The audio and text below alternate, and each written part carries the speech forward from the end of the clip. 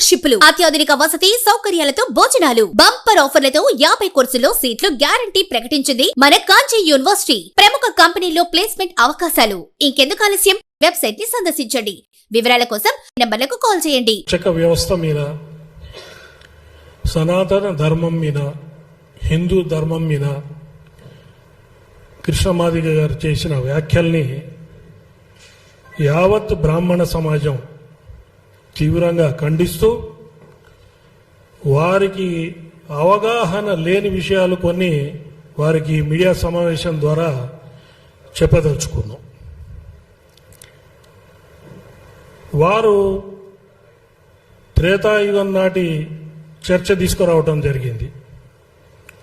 రాముడు రావణాసురుడితో యుద్ధం చేసినప్పుడు వానరులు సాయం చేశారు. వానరులు అడవిలో ఉంటారు కాబట్టి వారు ఆదివాసులని. అసలు త్రేతాయుగంలో కుల వ్యవస్థ అనేదే లేదు. ఇది వారు తెలుసుకోవాల్సిన ఆవశ్యకత ఎంతో ఉంది. అదేవిధంగా జాంబవంతుడు కుమార్తెని కృష్ణుడు చేసుకున్నాడు కాబట్టి పెళ్లి, కృష్ణుడు మా బావగారు అవుతారన్నాడు.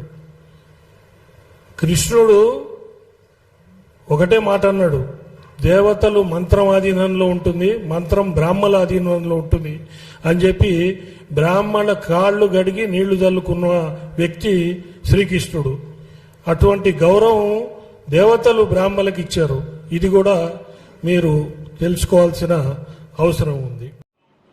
కానీ మనం నమ్ముకున్న దేవులను వాళ్ళు ఏమంటారు అని చెప్పి బ్రాహ్మణులు మంత్రమాధీనంలో ఉంటుంది, మంత్రం బ్రాహ్మణ ఆధీనంలో ఉంటుంది అని చెప్పి బ్రాహ్మణ కాళ్ళు గడిగి నీళ్లు చల్లుకున్న వ్యక్తి శ్రీకృష్ణుడు.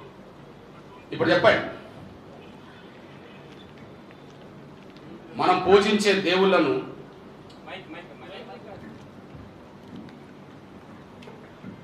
హిందువులుగా అన్ని వర్గాల వాళ్ళు పూజిస్తారు కదా శ్రీకృష్ణుడిని. కానీ మంత్రం ఆధీనంలో దేవుళ్ళుంటే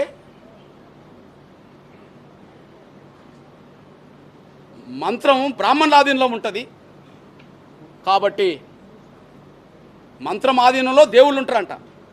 కానీ మంత్రమే బ్రాహ్మణుల ఆధీనంలో ఉంటుందంట. కాబట్టి శ్రీకృష్ణుడే మా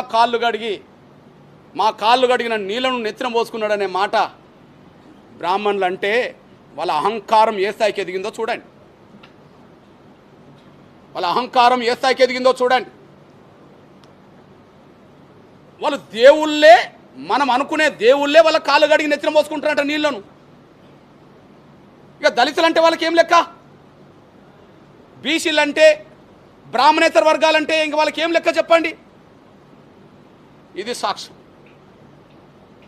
ఇక్కడ మీ దృష్టికి తీసుకొస్తున్నా, ఇక్కడ రాముడి తప్పని మేము అనం. కానీ కొన్ని సందర్భాల్లో బ్రాహ్మణులే రాముడి ద్వారా శంభుకుని చంపించారు. ఆనాడు రాజధర్మం ప్రకారం గంట, ఆనాడు రాజధర్మం పరంగా ఎవరు చంపించారు? ఒక బ్రాహ్మణ వ్యక్తి కొడుకుకు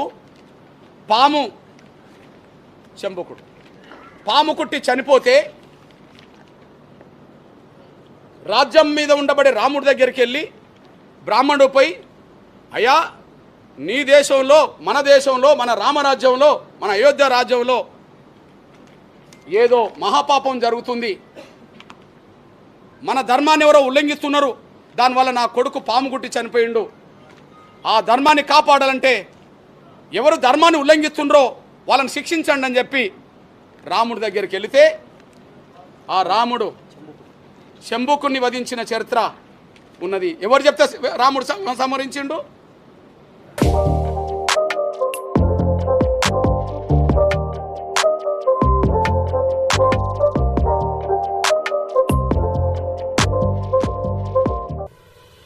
అర్చకత్వాన్ని బ్రాహ్మణులకి ఇప్పుడు వారు పేటెంట్ అన్నారు కాబట్టి మేము పేటెంట్ కావాలని మేము అడుగుతున్నాం. ఇప్పటివరకు లేదది, ఇప్పుడు పేటెంట్ కావాలని చెప్పి మేము అడుగుతున్నాం. అదేవిధంగా ఎస్సీ ఎస్టీ అట్రాసిటీస్ యాక్ట్ ఉంది, అట్లనే బ్రాహ్మణులకు కూడా ఒక అట్రాసిటీస్ యాక్ట్ కావాలని మేము అడుగుతున్నాం.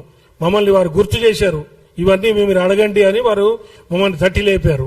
అదేవిధంగా ఈ రిజర్వేషన్ వ్యవస్థని మొత్తం తీసేసి ఎవరికి జ్ఞానం ఉంటుంది, ఎవరికి తెలివి ఉంటుందో మీరు పెట్టండి.